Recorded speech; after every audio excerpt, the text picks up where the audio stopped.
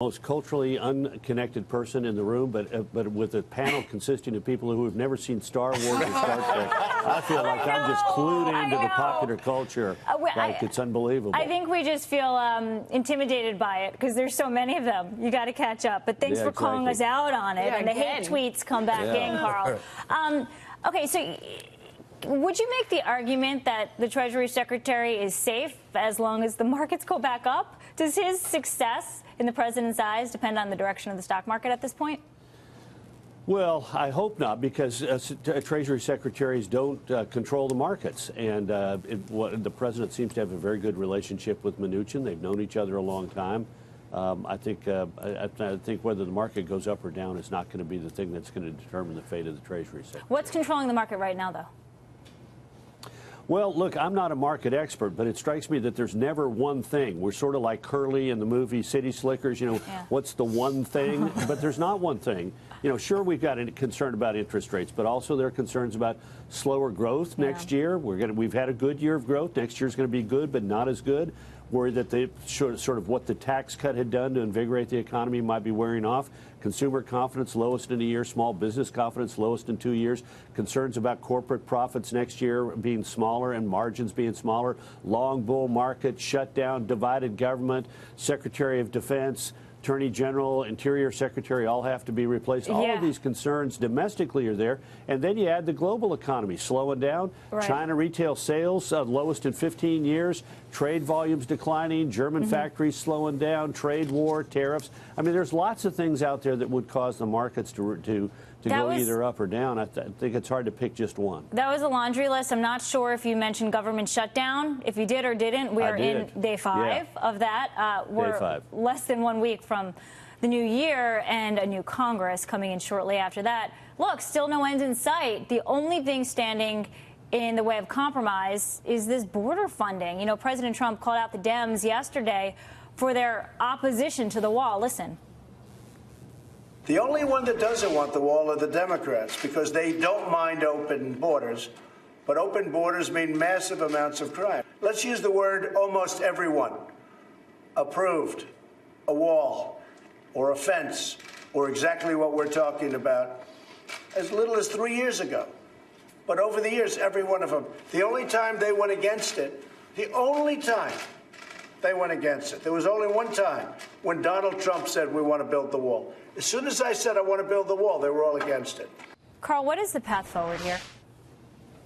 I'm not certain there is a path forward. The Democrats can wait this out until the 3rd of January, in which that restarts the legislative clock, and the bill that was passed by Republican Congress, Republican House of Representatives, is not going to get passed by Democratic House of Representatives, so there's going to be no wall funding from the House. So, look, I think the president is right. There's a lot of hypocrisy out here. I was there in the White House in 2005 when Senator Obama, Senator Clinton, Senator Schumer, Senator Feinstein, a total of 80 Republicans and Democrats to 19 voted for the Secure Fence Act, which authorizes the construction of 700 miles of fence, barrier, and wall. And we have about 650 miles of fence border, and wall along the border.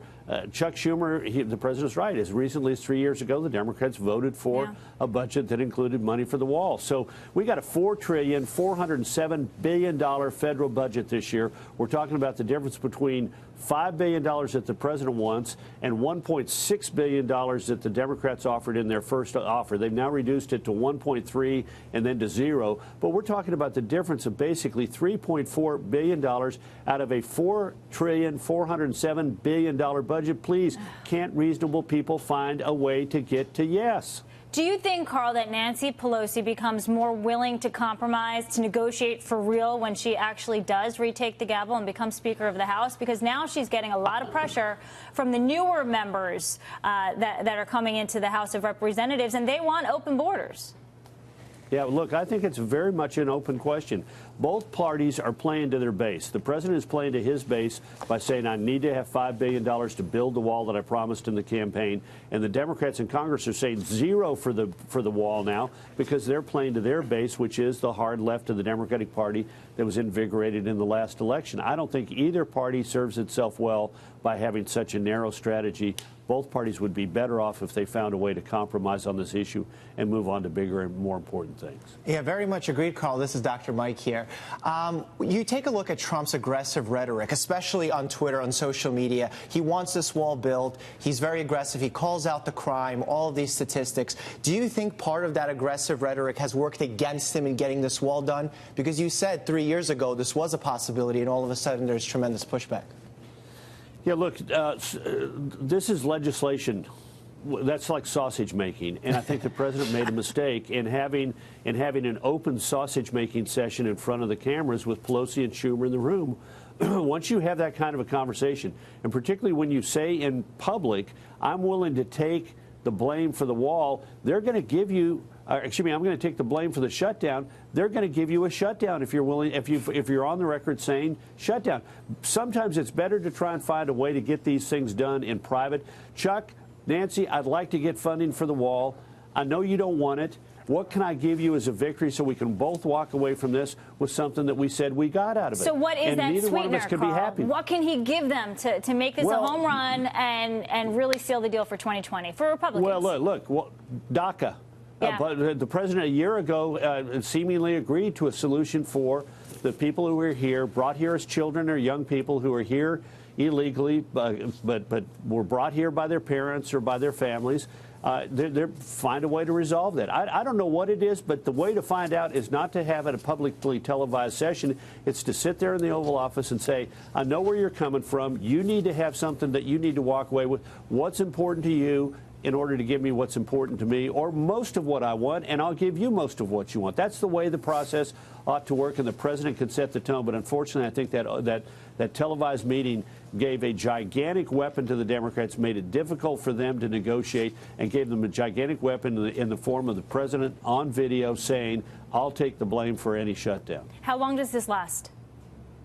Going to last until, in my opinion, the 3rd of January when the Democrats take control of the House, the legislative clock, the new session of Congress. So any legislation that has been passed by either House this year suddenly becomes moot because you have a new Congress and you have to start all over again. And at that point, the Democrats have the House. No bill is going to come out of the House with funding for the wall in it. And thousands of workers, federal workers, working without pay. And the Wall Street Journal says this morning that the president says they're happy to do that for the sake of border security and a wall. Well, there are 800,000 federal workers.